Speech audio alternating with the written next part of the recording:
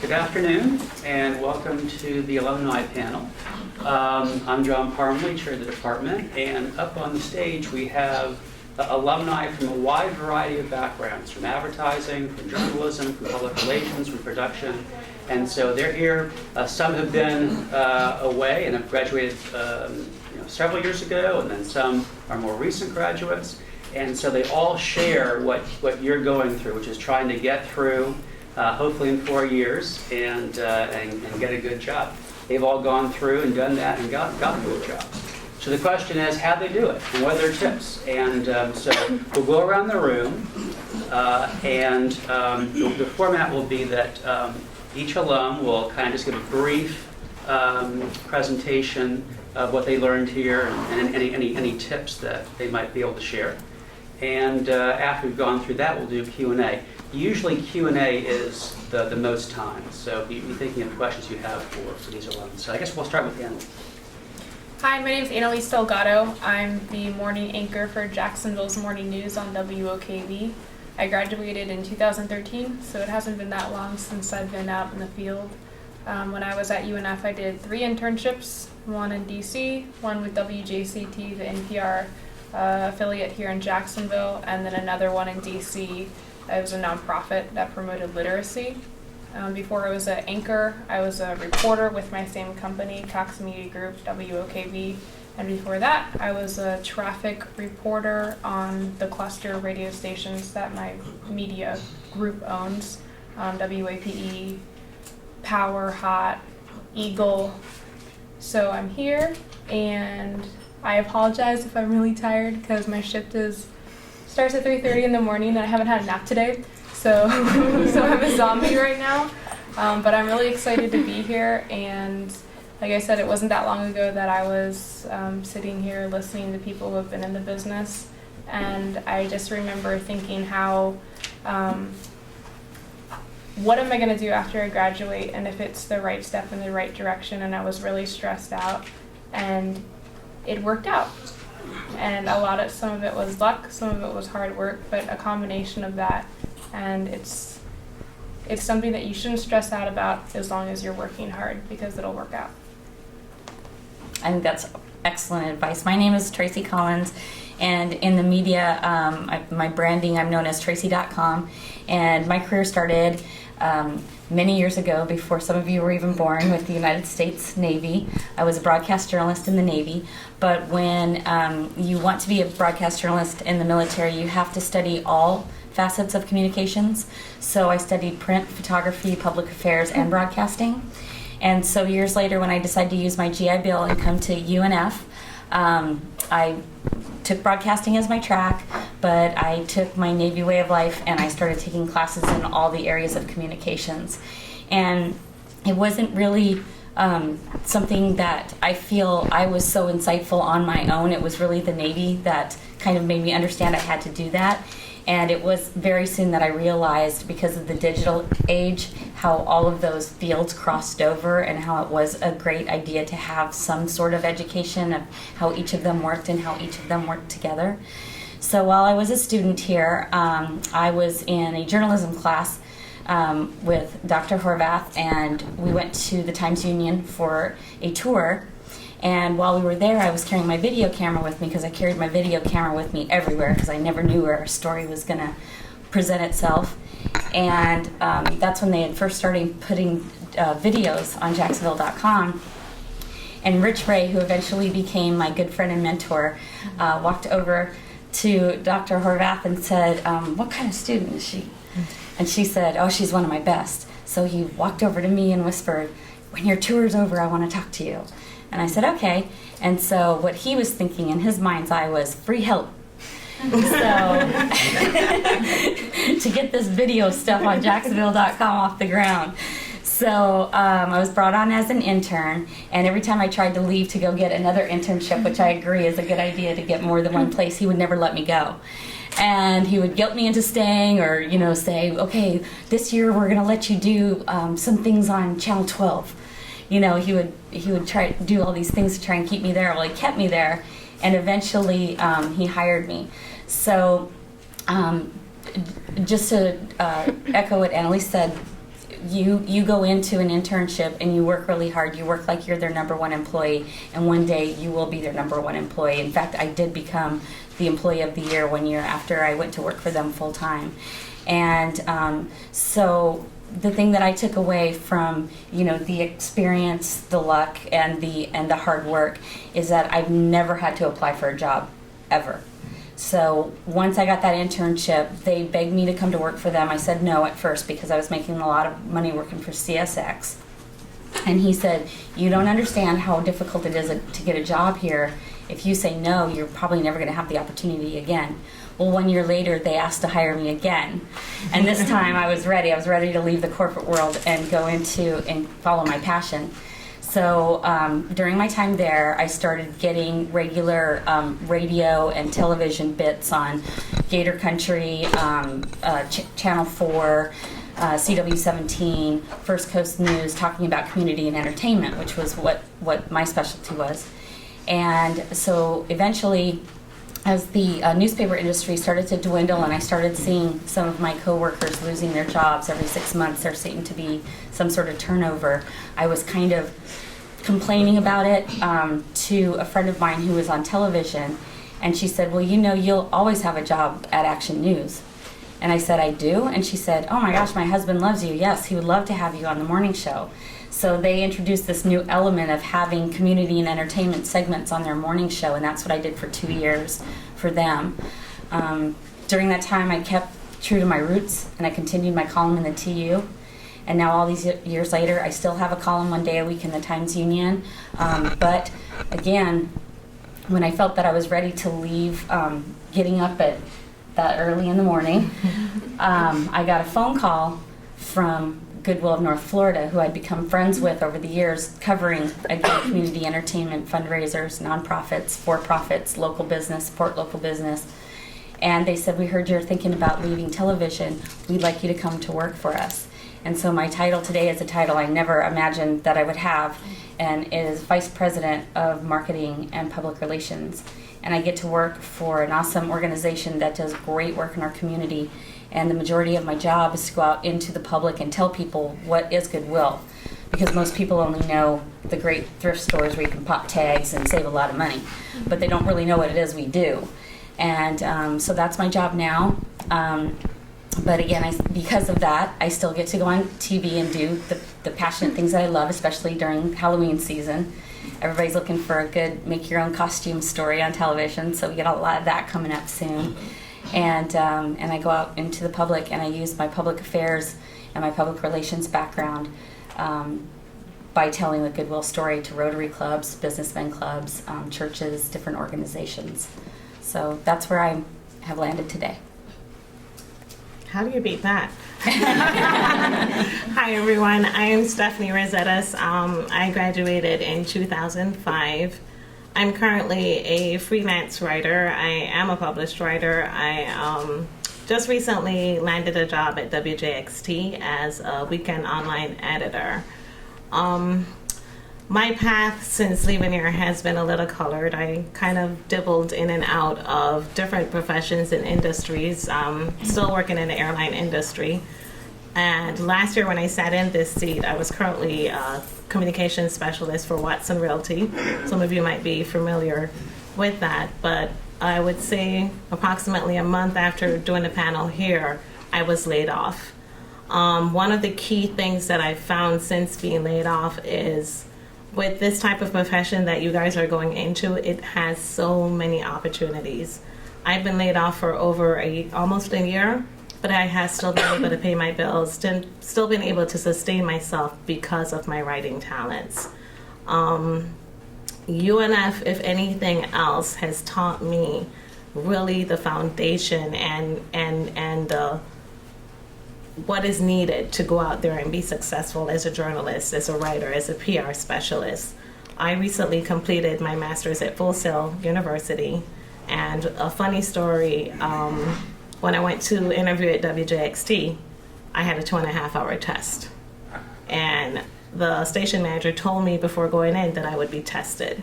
And I kept thinking to myself, I just finished a year in a master's program, didn't do one test, and you guys are going to test me? Well, I'll say this much. Had it not been for UNF, I would not have been able to do that test. I mean, writing headlines, writing stories, if it was not for the foundation and the principles that I learned here, there is no way that I could have completed that test. I reached out to Dr. Parmalee as one of my recommendations, sources, and references for that job. And he emailed me back and said, well, they called, and, so I emailed and told him I got the job. But I can honestly say, if it was not for UNF, I am still writing. I do some freelance work for Florida Times Union. I've been published in the Orlando Sentinel, Jacksonville Business Journal. But it's a wonderful field that will allow you to be able to enter into pretty much any industry. Communications is one that there's no industry that thrives without it. So know that you may come in here with the idea of the big TV job or the radio job, but Tracy is now vice president at a company like Goodwill. The opportunities are endless, and it's good. I would say one thing I learned in my role as communications specialist, it's good to have a blend of talents. I left here as a print journalism major. I had no clue about anything on the digital side. Since going back to Full Sail, I can now say I know how to put together a non-linear editing video. I can do that sort of stuff. You don't have to be a pro, but you do want to know what's going on and be in the know of what's going on in your industry. Read, read, read. Can't be a good writer and you can't be a good communicator if you're not reading. Watch the news. Be aware of what's going on, not just in Jacksonville, in the world, in the nation. I taught journalism at Paxson, and that was one of the things that was a standing homework. You always had to read and watch the news. So, my past is a little colorful as far as what my communications degree has done for me, but I can honestly say I wouldn't be sitting here today if it wasn't for it. So that's my little story. Okay. I definitely agree. Communications is one of those really broad departments. My name's Haley, I work at Connect Agency, which is a small marketing agency downtown. My major was public relations and my minor was creative writing. And now I work at a marketing agency, so at the time I wouldn't have thought that I would be at a marketing agency. In my junior year, I took 2 internships in one summer, which was a lot, but I'm really glad I did it. They were both social media internships. One was at Folio Weekly, which is the weekly magazine, and then Jacksonville Parks and Rec, which was downtown. They were both similar as to what I did, like managing all of their social media, but they were both different environments. So one thing that I could say that I took away from that is to, one, get internships, and then 2, try something new. Because if you don't try something out of your comfort zone, you're not going to find what you like or what you don't like. I went on a lot of interviews where I was immediately like, I don't want this. This is exactly not what I want. But that led me to my current job, which is downtown at a small marketing agency, where I learned, let me go back. The third internship I had before graduation was Discover Tech with Tommy Hoban. I think it was in my pre-internship class with Niemeyer. Tommy Hoban came in and talked about Google Analytics and SEO, and I was like, this is so interesting. I need to learn more about this. So I applied for that internship, and definitely having 2 previous internships, social media internships on my resume got me that internship. And then I guess one thing that I learned, especially from that internship, was, I was posting on social media, but I was reading all of the marketing articles and all of the articles about SEO and analytics, and basically continuing my education through my internship, because if you have the tools, you should definitely take advantage of them, and don't just sit there and be an intern that wants or just waits for work to be given to them. You need to go out and work really hard and show them that you deserve to have that internship and stuff like that. So I guess that's it.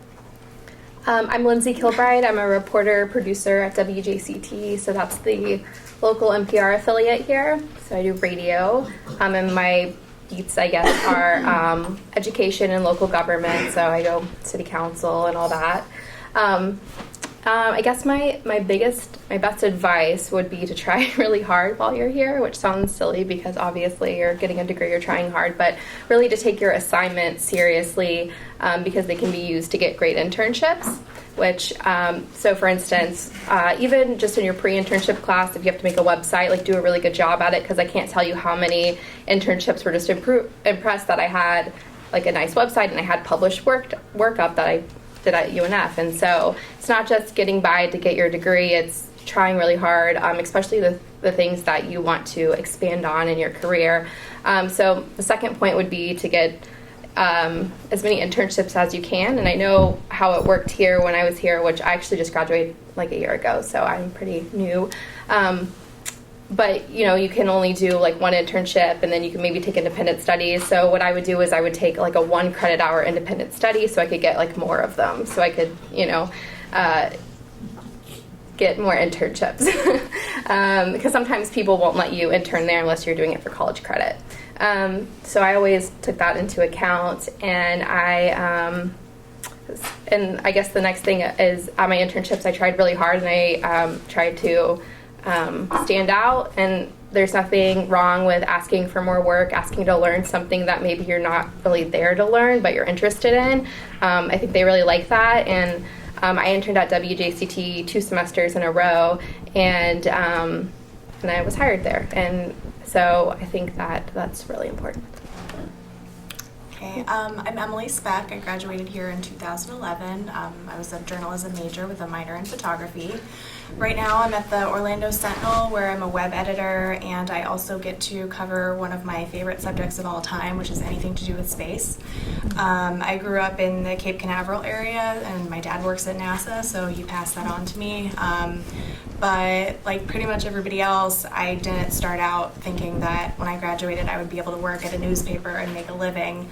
When I graduated, I had an internship, and the newspaper got shut down. So it was a little discouraging, but I ended up in DC working at a nonprofit, and then I got a job at another nonprofit that kind of educated journalists on different topics in the DC area. It's called the National Press Foundation. It's a really great resource. And that's where I figured out that I did want to be working at a paper or in media. So then I got a job at the Naples Daily News, where I was a web editor, and I did social media and all that kind of stuff. But when I went to Orlando, the shuttle program obviously is no longer in existence. So our space coverage had kind of dwindled, and I worked with my boss to restart our space blog, and now I get to cover launches and write about Pluto. I'm probably always tweeting about Pluto. That's what my coworkers say, and I really love what I do. And the education that I received here was such a great foundation, because I started my Twitter account for a class assignment, I think. So, and that's definitely useful. I use it all the time, love it. And designing websites and learning more social media and AP style, like having it drilled into you, that just, you're never gonna forget anything, like trust me.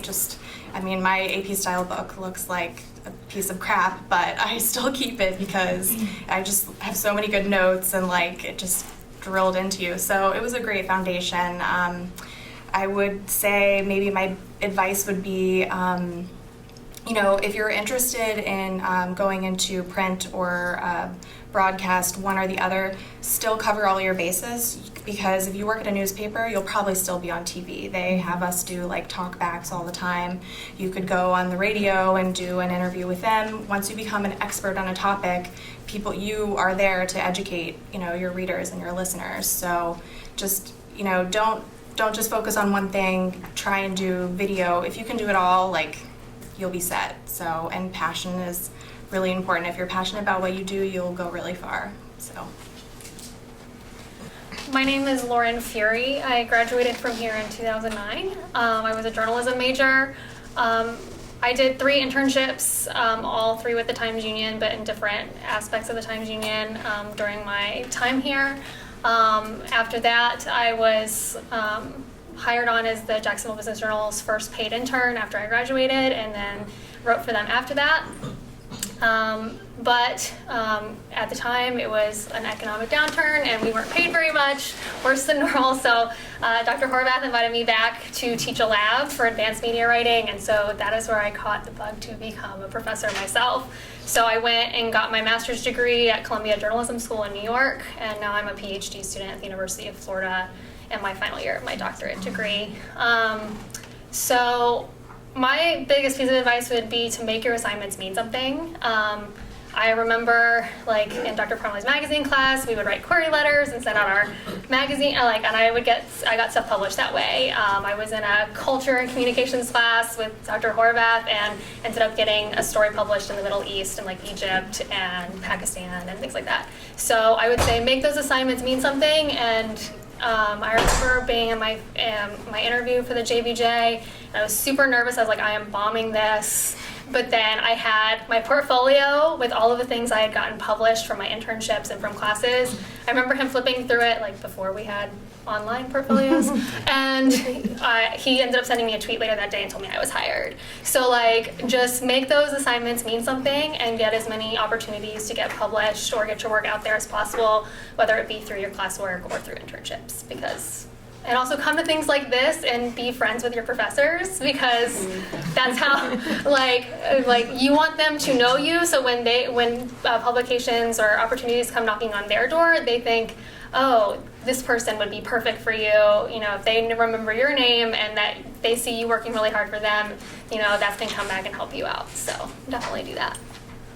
I have nothing else to say. Thank you for coming. I'm Toni Boudreau. I am the Director of Development for the Cultural Center at Ponte Vedra Beach. I think I'm like the throwback communications major. I was 09 communications, could not find a job, hustled, did a ton of internships, made friends with everyone, everywhere I went, and went back to school, got my master's here, and my undergrad internship at the Cultural Council landed me my first job, my first big girl job, which was great. I have always been working in the arts. I'm like born, bred, determined, will die working and breathing the arts. So if anybody is interested in that, I'm definitely the person to talk to you about that. And figuring out how to make money in that field is very difficult. Still figuring that out. No, and then I was the finance manager. And I was like, how am I in the arts and now I'm doing finance? Like, this is completely not what I wanted to do. And then my executive director retired. The person that was in my position moved on to being the executive director, and she asked me to be the director of development, which is huge for a nonprofit, if any of you know. It's very hard to move up in that world. I have since become a Rotarian, and I'm also in charge of all the communications for 123 Rotarians, which is huge. I go to district meetings, and I take all the notes for all the district meetings for that as well. And just recently was invited to participate in Leadership St. John's, which is huge. I'm not from here, and I think that might be a misconception for people.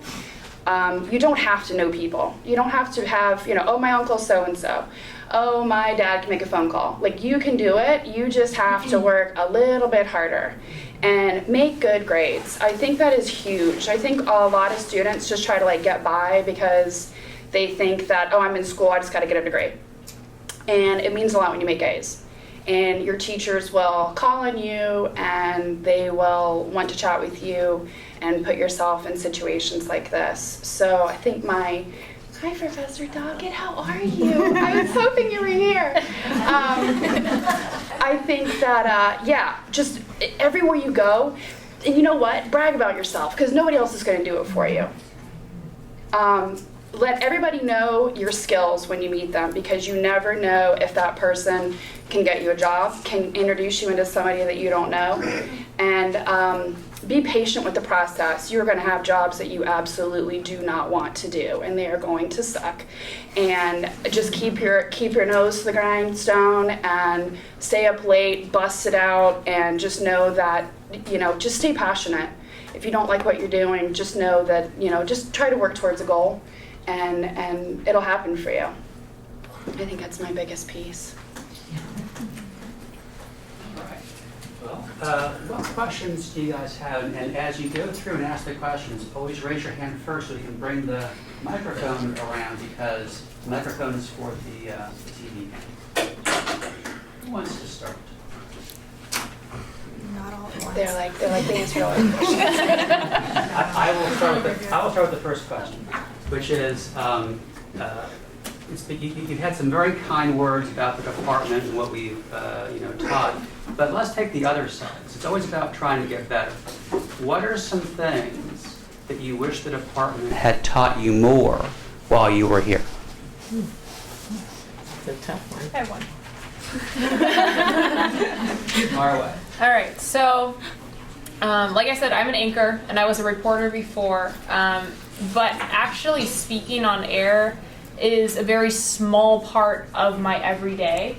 I do a 4-hour show and then tops and bottoms between 9 and 12:30. So it seems like I'm on air a lot, but actually speaking, I'm not really on air that a lot.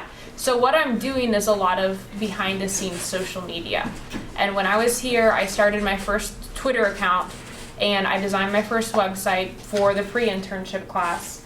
And I didn't want to do Twitter, and I had Facebook, it was just for my friends. And when I became an upperclassman in the program, I realized how important social media was when I started doing my internships and everything like that. But the difference is, it's not just you should be posting every 2 hours or you should be doing this. It's not just you should do it, it's you should do it well. And that's something now that my company, because I work for a huge media company, and they own clusters of radio stations and clusters of TV stations all across the nation and newspapers. So I work for a huge media company, and it's not just, okay, let me tweet this. It's how many people are seeing this Facebook post? What's the reach? What's the social engagement? How many shares?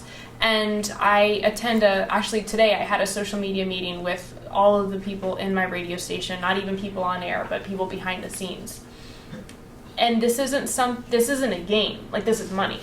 And that's something that I didn't realize. So when I was a student at UNF, I wish that there was a class or something that showed not just how to do social media right, but how to monetize it, how to track it, what it means for your listeners, what it means for your viewers, and what's the point and the reason for engaging them.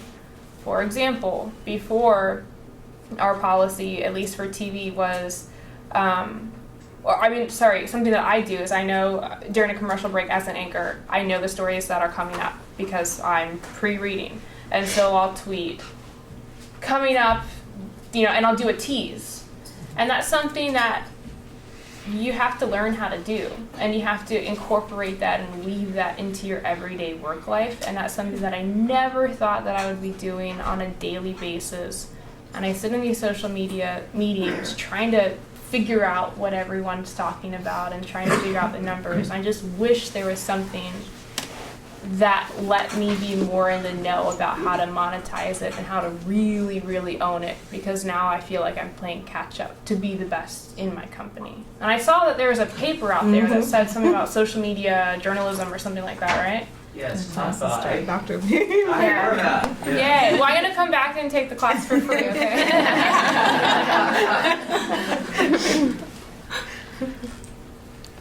Otherwise. My question is for Annalise also. You talked about having a nonprofit internship in DC. I would love to know what that is and more about it. Yeah, okay, so it was called Heart of America Foundation, and it was through UNF. So I applied through UNF, and I had to write an essay for it, and I got it, and it's something that promotes literacy. And like, I'm all for literacy, like reading's great and everything like that. But that's not why I did it. I did it specifically because I knew it was in DC, It was going to pay my airfare, it was going to pay my room and board, and it was going to give me a stipend. And I wanted to be interning in a top 10 market for broadcast, and I knew I couldn't afford it any other way. So I applied for one internship that was paying me, got that one, which was a nonprofit, and it was great, and it was very rewarding to promote literacy. But when I realized I got it, I went ahead and applied for a nonprofit in a local Fox affiliate, an O&O, in Washington. So I would do a normal 9 to 5 at the nonprofit, take the metro for an hour, and intern from 6 to 11 at the TV station, and then go home and do it all, or to go to my room and do it all over again. So while that internship wasn't really the reason that I went to DC, it was for the TV station. It showed me what I didn't want to do, which was sit by a phone and sit in an office, and that's not something that really suited me. So it paid for my bills, it helped me promote literacy, and it also showed me that I can't work in an office.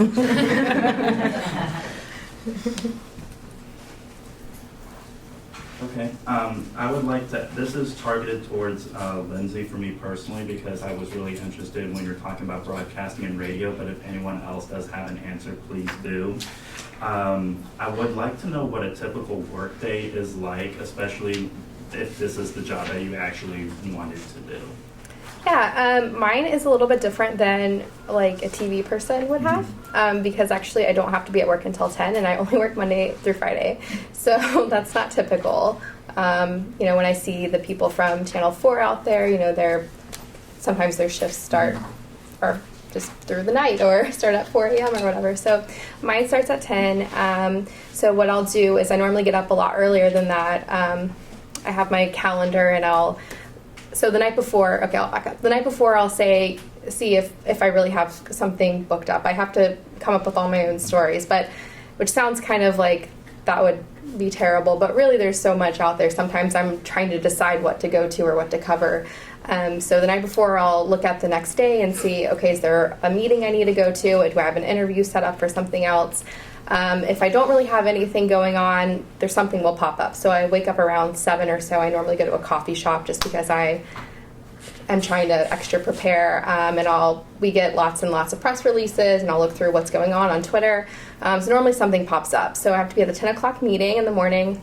That's when we throw around ideas. Sometimes I'll have a great idea that I think is just amazing, and my news director will say, no, you're going to this. So, you know, sometimes all that work doesn't really matter.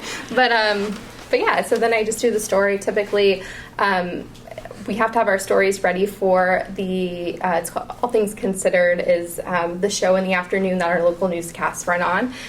So I'll have to have it ready by 4-ish or so. And so, yeah, then it's just a game of calling and running out and getting it. And I also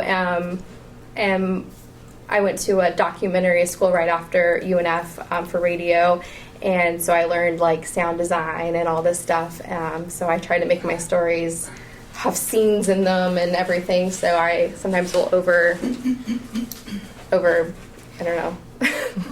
I'll try to go out and get a scene of something, and so I'm pushing it close. But yeah, so then after that, I write my story, I listen to the sound, I cut my bites. My news director will look through my script. If we have time, she'll listen to my bites and me saying it, or me reading my part. You have to get it down to a certain time, and then I edit it all together and mix it down and put it in our system, and then I can go home. But you know, sometimes I have city council at night, so it kind of just depends. Okay. I have a question about social media. How do you stay ahead of the game when it comes to looking for new avenues of social media, and how do you train yourself into looking at them and implementing them in your tactics? Well, I guess it would be reading a lot. I'm always looking at like Search Engine Land or Moz.com, or reading blogs about marketing for our own social posting purposes. But if I hear about something new, I'll definitely check it out. Yeah. a lot of our stuff, and I'm ashamed to admit this, but I'll tell you guys. Like I said, I work for a big media company, so we have a big social media department in Washington and in Atlanta. And so they'll measure the trending topics in the nation, and then they'll push emails out throughout the day saying, this story is getting this numbers on Facebook, and this story is being really successful, and everyone's talking about this one. Go, put it on all your sites. And so we do. And I think that's something that I didn't realize. Like, that's something I didn't realize. Like, big media companies, there's structure and there's form, and there are people telling you, this is how your site should look, and this is how you should sound, and this is the stories that you should be running.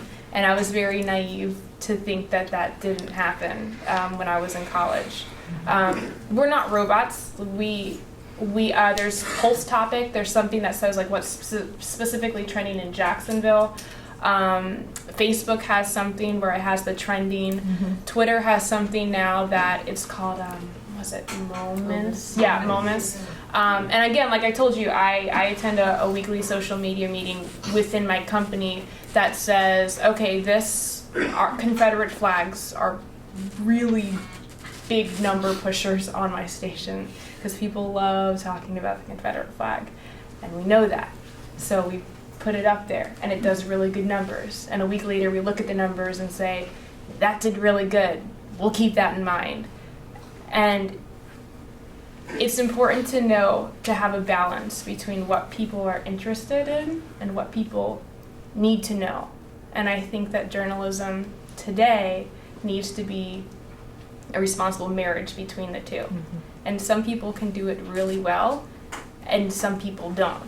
And I hope that I do it well, and I hope that I can work for a company that, while the big guys tell us what we should be doing, but we have enough freedom to say, no, I think we're going to do this really local story because it's important to the community. I know that, snake-eating catfish is getting a lot of numbers right now, but this is an important city council meeting that we should be covering and things like that. To piggy on her point, I think it's also important for you guys to just, as she said, to read. I know when I was a social media manager at Watson, I was anti-social media, completely against social media. I just saw it as social media. I didn't want to know what you were eating, where you were going, but it's a real valuable business tool. No business today that's successful is existing without social media. You have companies that hire people just to do that. It still goes back to the foundational skills that you're learning here, though. Even though it's a blurb, it still needs to be well written, well directed, have an intended purpose, have an intended audience.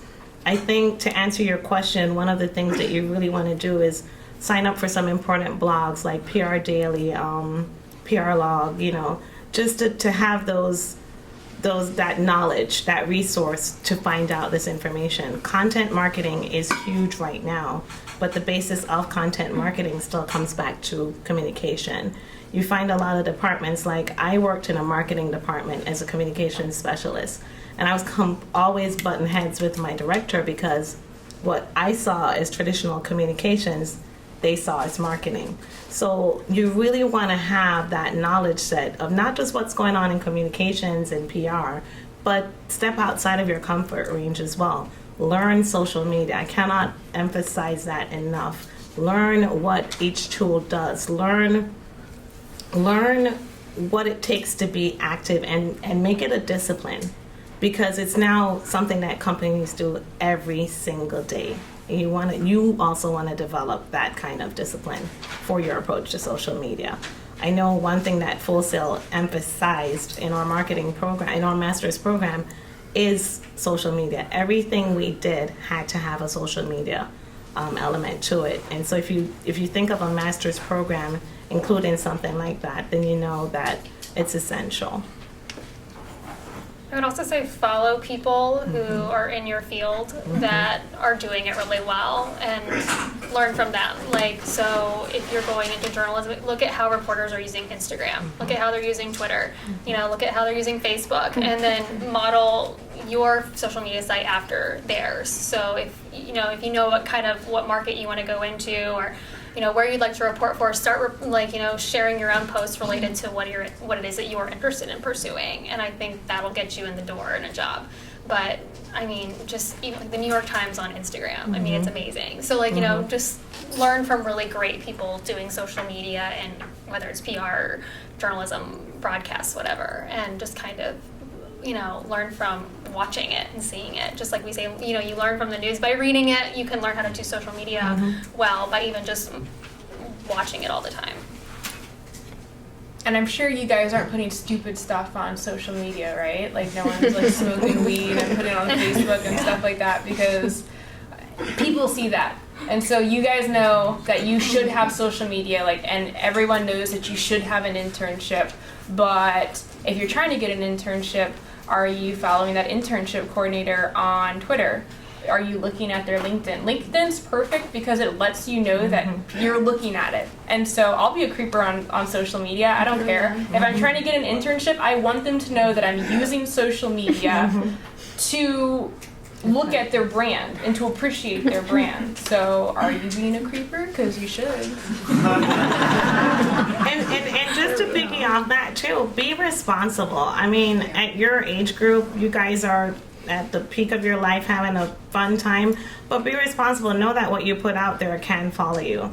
When we were hiring at Watson, that was one of the first things we looked at. We got resumes that were awesome and shot down people because first thing I pull up and I see is your boobs or your, whatever you're doing.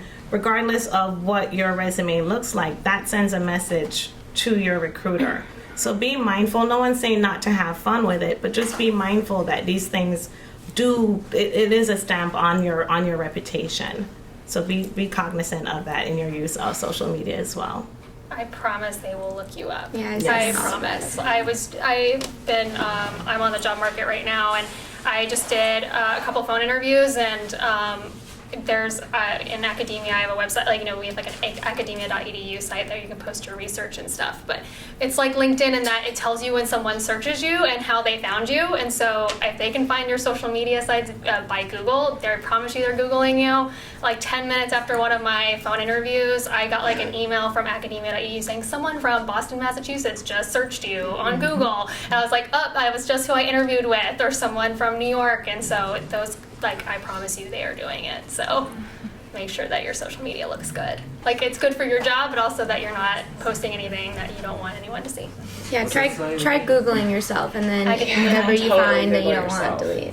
Yeah. Yes, Google yourself. Google yourself. Don't have creeper emails kitty cat 69. Nobody will respond to you if you have creepy emails.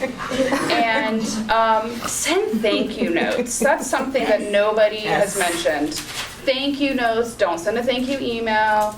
Write a thank you note. It goes so far. I work with a lot of people that have a lot of money. And I get phone calls from people who have received a thank you note from me saying, wow, young people don't do this enough. And it really, it adds a little feather to your cap. Definitely.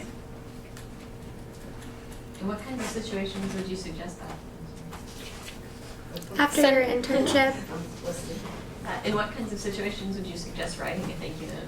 Anytime you've met with a professor, they take time out of your day, or time out of their day. Anytime you meet with someone who you think you need to send a thank you note. You can never send enough. I personally probably write at least 5 thank you notes a week. I had lunch with someone today. I put on 4 major fundraisers a year. I'm in charge of raising a ton of money. And the minute I got home from lunch, I sent her a thank you note. You never know when something might end up being a connection. So even if you have a guest speaker at one of your classes, it doesn't hurt to be hey, can I have your business card? And you send them a thank you note and then they might remember you coming down when you need an internship. Or anytime you go on an interview, always send a thank you note for thank you so much for the opportunity to meet with me, or after you finish an internship, send one to your boss. Definitely, it's something that goes a long way. Just that person took the time to do that, and it's, you want them to remember your name or share your name with somebody else. That's a good point for sources too. If you're ever out in the field and you meet somebody and you get a business card, and you think like later down the line you might need to contact them for something, after you meet with them, I mean, if it's not a thank you note, at least send an email and with a personal detail, like it was nice meeting with you, like I hope we can discuss this further. You know, there's nothing wrong with a little, you know, hey, here's my email, now you have my contact, please send me stuff, like, because they will. So definitely do that. The thank you works really well too, especially as student writers. Like I know one tactic I use for promoting my stories on my blog, I'll always thank my sources in a post on social media, as well as I'll send them, say, an email with a link to the blog, because then that in essence helps me increase my engagement, because who doesn't like to see their name in print, and then they're going to share it as well. So it's also a good way, a good tool for you to help promote yourself. And like these ladies have been saying, it helps you to stand out. Even for rejections, don't be afraid to ask for feedback. Because sometimes, I'm sure everyone has, well, you guys are still kind of young to the work world, but you'll get these emails saying that, you know, we went with another candidate or we chose someone else. Don't be afraid to find out why, because it could be something that would be useful for you for your next interview or your next prospect. I always say closed mouths don't get fed. Like, just don't feel like anything is too dumb to ask or it's not worth it. If it's worth it to you, by all means reach out, because you never know what that one contact, how it might stand out for that person on the receiving end.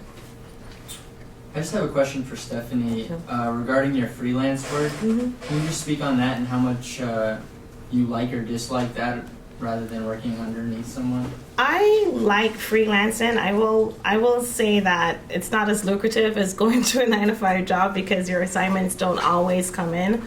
I personally like it because it does give me that variety. I kind of got stuck in a real estate mode for a while because I was working with Watson, and that's what most of my published work was. But I've been able, through networking and through the things that we've been talking about, to get other assignments. I literally just reached out to all the editors that I had worked with at Watson and let them know, hey, I've been laid off, I'm open. They kind of already knew my writing style to some extent, but just let them know that I was available for work. Whenever you have something, please send it my way. And what I'll do is, like, once or twice a month, I'll reach out to them as well. I harass people, really. I stalk them, but it's been a good opportunity so far, because now I'm finding that I'm getting more assignments, especially like from the Florida Times Union. And I love the variety, because one day I could be writing about solar energy, and the next day it could be like I just covered like a pharmacy, a community pharmacy. So it gives you more flexibility and just a nice range of work.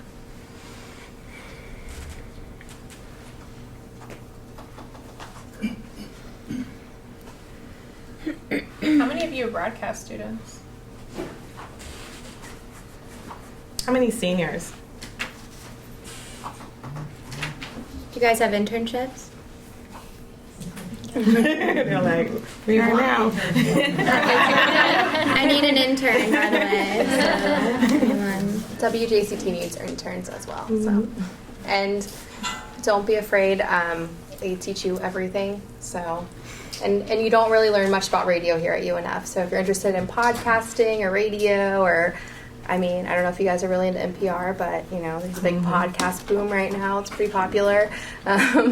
They teach you how to do all of that. So. That was actually something, it's interesting you mentioned that. I wanted to know about opportunities of internships or work entry level opportunities and what positive things go along with that. And that's open to all of you. Anybody?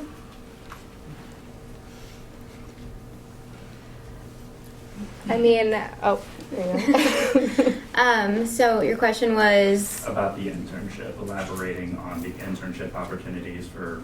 that we have here.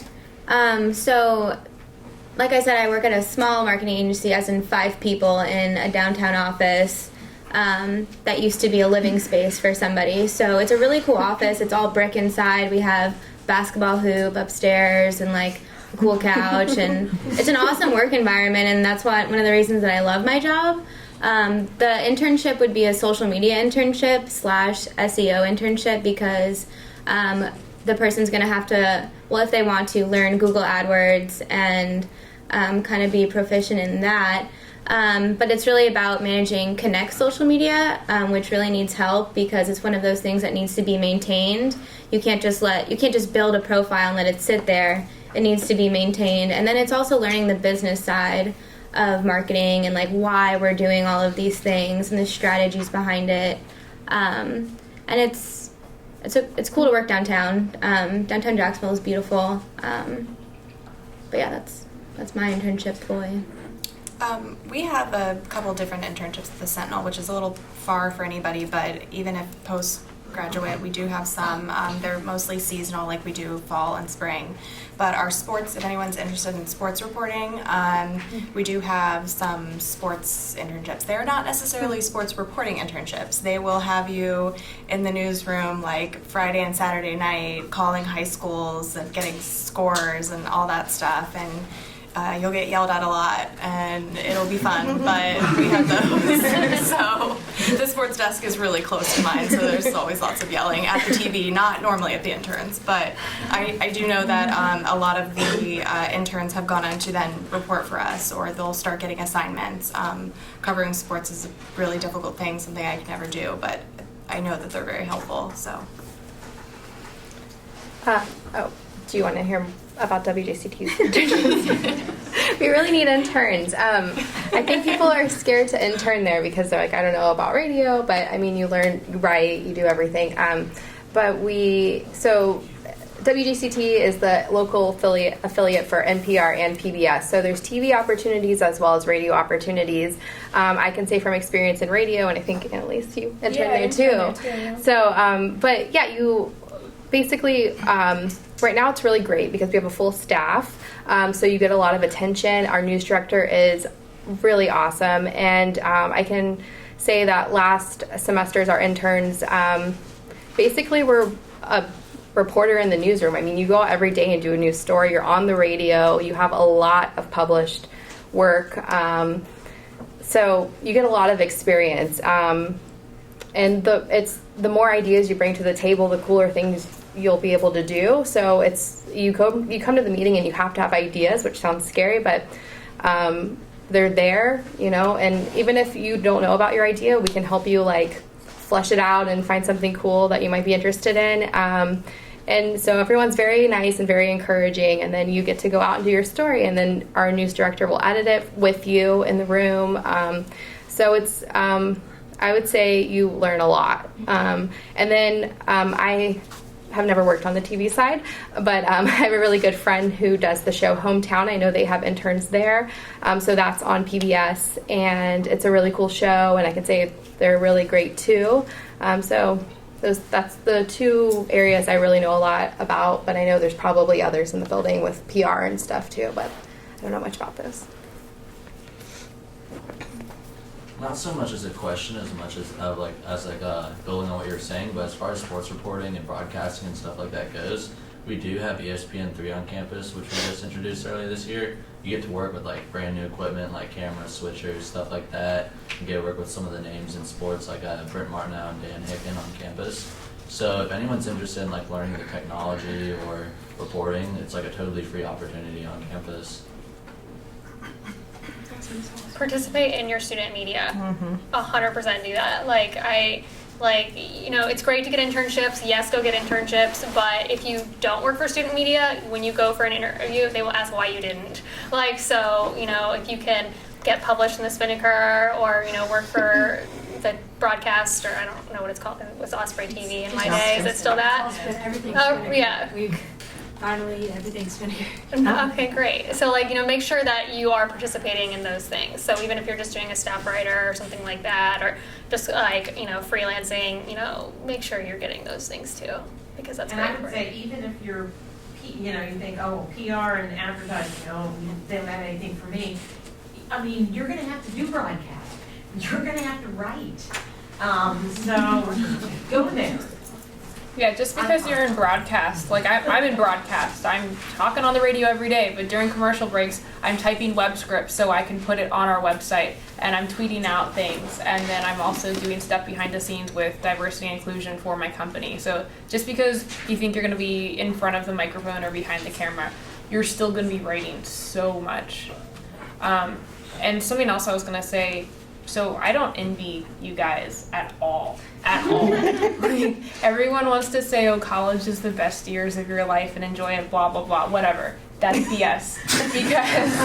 because you guys are doing internships. You're doing, 4 or 5 classes. You're trying to be involved in student media, all while looking for a job, all while trying to have a social life. And then if that's just, traditional students in your young 20s, teens. But if, some people are parents, some people are married, some people have to take care of their kids. It stinks being a student. And I get it because it's been 2 years. And sometimes when I'm off work and I'm watching Netflix and I'm like eating food that I shouldn't be eating, I laugh and think, I'm so glad I'm not a student anymore. But know that this is just temporary. Like, it's not all about getting your diploma, but once you do get the diploma and you get a job, you're getting paid to do stuff. And right now, you're just doing everything all over the place, and you're probably not even getting paid for it. So yes, like I wake up at 2:30 every morning, and sometimes I have 9-hour days, and sometimes I don't get naps. I'm really grumpy, like today. But I'm getting paid for it, and I'm doing something that I like to do. So just push through, because there might have been one day, because I interned for JCT, and I was working full-time at my radio station I'm working for now, and I was taking 3 classes, and I was anchoring for UNF Now, all in one semester. And there was maybe one time that I cried from driving from JCT back to my radio station to beat traffic, and I was just so tired, and I was just so over it. And then I graduated, and I got a job, and it's still stressful, but I get paid for it, and then I get to go home and like watch Narcos or watch Orange is the New Black or something like that, and you enjoy your life. So push through now so that you can just enjoy it and get paid for all your hard work that you did in college. I would also say, remember that what you are doing here, no matter how hard it is, I promise you it is preparing you for what you're going to face. So I'll never forget, I was in my master's program, and my professor was the deputy business editor of the New York Times. And we had to write stories for her, and I was so paranoid. I was like, she's going to think I am such a crappy writer just that I have never written for the New York Times before. And I remember, like, no one had heard of UNF from there. Like, they were like, oh, where's that? And I was like, it's from Jacksonville. It's a really great school. And I remember we turned in our first stories, and she, called my name and said, this was the best written one here. Okay, and it was because of these professors here, it's because of this program, and so I made sure they didn't forget UNF when I left, but I promise you, you are getting, so even if you get an assignment that you hate, do you still do the 100 story ideas? Yeah. Yes, I hated that assignment. I'm telling you, it was so good. It's, so anytime you're like, I got a fact error, and they took off 50 points, I'll never forget my first fact error, my first only one. Those kinds of things you remember, and you carry them with you, and they prepare you. I'm sorry, Dr. Beasley, for misspelling Britney Spears. I will never forget that. I spelled the wrong version of Britney. But, it happens, and those things you're going to take with you, and they're preparing you for what you're going to face. And so when it does get hard and stressful and scary, just remember you are getting what you need to know to get out there. For sure. I definitely agree. Has anyone taken law and ethics yet? Okay. This kind of goes with what I've learned over experience. A couple months ago, it has to do with buying images and using stock photography. One of the things that we learned in class is about appropriation, and you can't use an image that you haven't bought or that's not yours. It's not nice getting an email that says you're being sued for $2,000 for using an image. Okay, wasn't me, but still, you learn from those experiences, and it's something that will never be done again, but it's something that happens in real life that if you don't pay attention to those small things, they're going to come up and bite you. And it's the real world, and it's real money, and it's your company. So yeah, that's happens. one thing. Yeah. I was sued as an intern. It's I was an intern at the JBJ, and I quoted someone who said something bad about somebody else, and I'm like, I'm just an intern, please don't sue me. But it happens. So every class make sure you're taking It's a great those- way to learn, though, and never make those mistakes again, That's true. for sure. They dropped it, thankfully. Yeah. Yeah, it happens. What's a good way to manage your time? Because sometimes I'll have an assignment and they'll give you like a couple days to do it, and I'll still be struggling to get it on time. While when you work in the real world, like you'll only get like a few hours or 30 minutes or whatever time you get. And what's a better way to like manage it to where you don't waste so much time? We all probably have like so We're many all different. so Yeah. You really have to find your own method to your madness. But the key thing is preparation and organization. When I started my master's last year, I had a part-time job and a full-time job. And it was a matter, I literally took a piece of paper, divided it in 4. I had my full-time job, my part-time job, my school, and my personal life. And I would literally just jot things down in each quadrant to kind of make sure that I was staying on task on stuff. As a journalist, that's a key thing because you're constantly having deadlines. And so you have to know what works for you. But the key thing is to be prepared and organized. You have to develop that rhythm early. And I wish I had developed it earlier because now I'm seeing how it can affect you because one little missed thing and there's a ricochet. So you just want to plan ahead and organize. Okay, thank you. I just didn't sleep. I didn't sleep. I didn't sleep all through college. I had your schedule where I had a full-time job at CSX. I had full classes. I had a long-distance relationship, so a lot of times I was traveling 5.5 hours to go out of town for the weekend. And there was this joke. I worked third shift at CSX. And so in between trains coming in, I would be working on assignments that were due that morning in a class. And I worked with this gentleman I'll never forget, Larry. He was the coolest dude. He used to always say, as I was printing out my assignment, he'd say, "And the ink's still wet." So I'm with you. Just gotta find something that works for you. I would say planners and checklists for sure. I didn't really use it. I wanted to use a planner, but I would get one and then it would work for like the first month and then it would kind of just like turn into a sketchbook. But yeah, I use a planner every day. I plan out my months, my weeks. I have little boxes that I make for each of my tasks. I check them off when they're done. It feels great to cross something out. But yeah, that's probably the only thing I still handwrite is in my planner. And your cell phones. Your cell phones are a powerful tool for that. Like all my bills are in my cell phone. All my appointments are in my cell phone. I know when I was a teacher at Paxson, that was the one time all my students were allowed to have their cell phone in their hand. I would give them their homework. You had to put it in your cell phone because then you can tell me you lost it. It's in your cell phone. Your cell phone is with you. But utilize the tools within the cell phone as well because you always have that on you. It's a great tool for that, for time management as well. I think a lot of it, especially for broadcasting, because it's so segmented off. Like I know that I'm going into a newscast at 5:02:30 and I need to be out at 5:10:20. Like it's so segmented, so it kind of lends itself to do that for you. Like you have to just do it and get it on air, and you don't have to be perfect.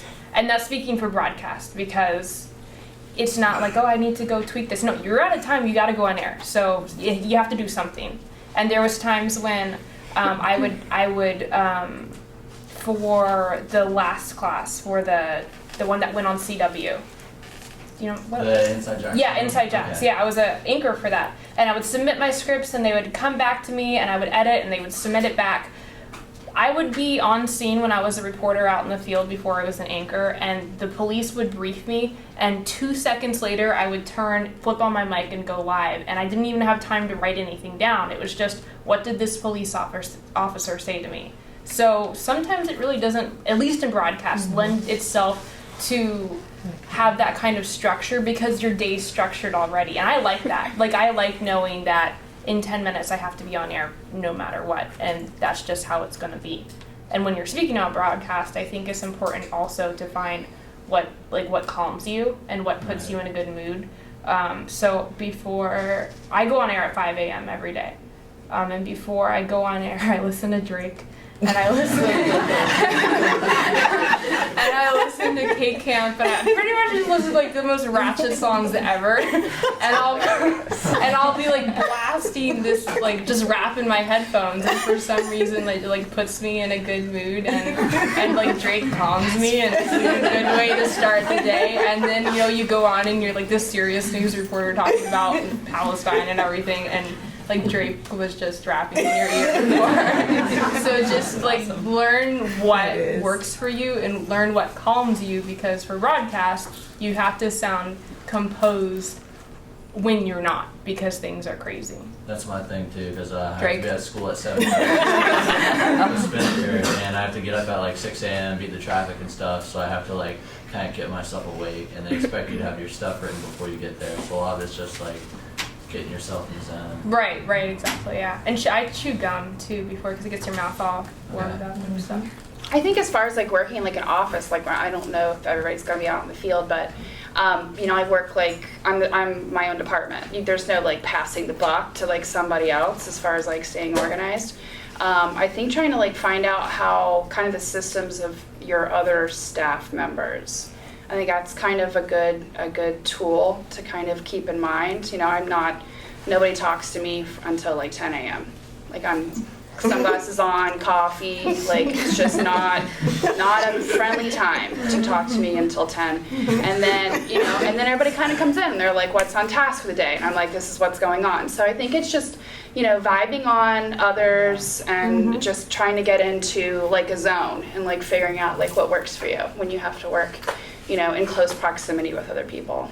Yeah, my situation in television was I was the fun one. Like, unless there was there was no other reporter to go to the scene because there was this deadly car crash. All of my stories revolved around something fun to get your morning going.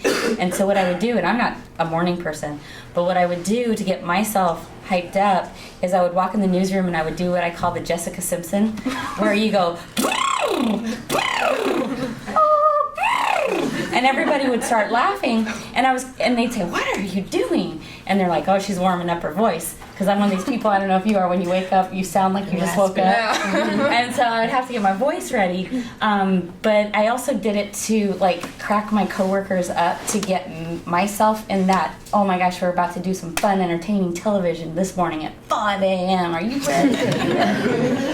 And so it was more about, like you said, knowing your coworkers, and I knew who I could vibe off of like that and who I needed to stay away from until the show was over. But yeah, that's great advice. My coworkers and I pretend to shoot each other before the noon goes on.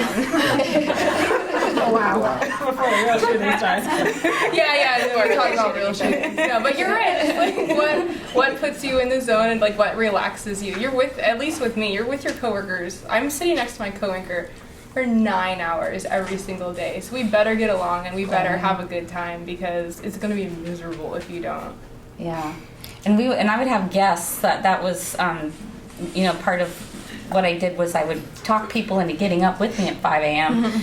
and go live and be happy. And one of the things I heard over and over again was, "You don't drink coffee?" Like, people would be so shocked that I could. You have no caffeine. Yeah, I didn't have any caffeine in me, and I just loved like I loved morning television. I completely miss it. I don't miss getting up that early, but that's again putting yourself in the situation where you find yourself, because it sounds like you have an interest in sports. Is that accurate? Yeah. So, yeah, you should ask Brent Martineau what he does to get himself ready to go. Probably shoots people. The same thing is true for writing too. Know yourself as a writer. Know where your comfortable seat is in the house. Know where your spot is. Like, develop habits that help you produce your best work. Like, I write best on deadline, but like 3 a.m. in the morning. Now, does it mean that I do want to be up at 3 a.m.? No, but I know that's when I'm going to produce my best work. So if I have something that is due, I'm going to set my alarm. I wake up like 2:40 and I write. And that's typically when I get my best work out. I'm less distracted. It's quiet. It's peaceful. I have a little spot in my house where I write. learn those things because it does help. And once again, I talked about it earlier, but I can't emphasize enough how much reading is important. And read all kinds of stuff. Read, because it's going to strengthen your writing if you're a writer.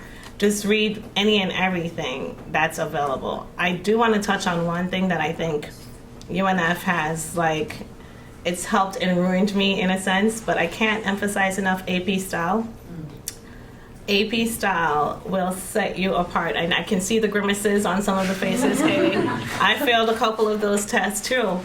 But it will set you apart. It will set you apart. Recruiters, when they know that you know AP style and you know that street isn't supposed to be spelled out with however the rule goes, you know, it helps you stand out. I know it sounds crazy, but glance at your AP style every now and then. Keep up with it. Follow AP style. That's another thing for social media. Not only just follow, you know, like the journalists or the media personnel that you're interested in, but join groups. Know what's going on in the industry. Keep yourself in the know. So.